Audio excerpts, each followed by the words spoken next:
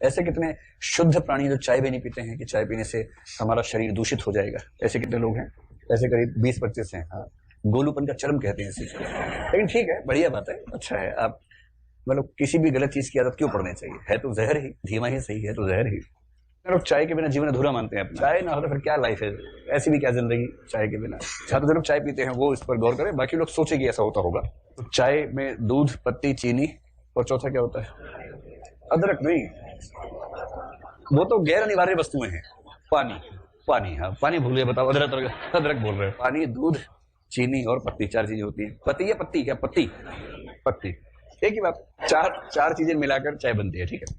अब आप में से कुछ लोग ऐसे होंगे जो चाय पीते होंगे एकदम गांव टाइप की। जैसे हमारे हरियाणा के गांव में जब चाय बनती है किसी दुकान पे और वो ताऊ चाय पीने जाता है, वैसे ताऊ से पूछे कि ताऊ चाय पियेंगे?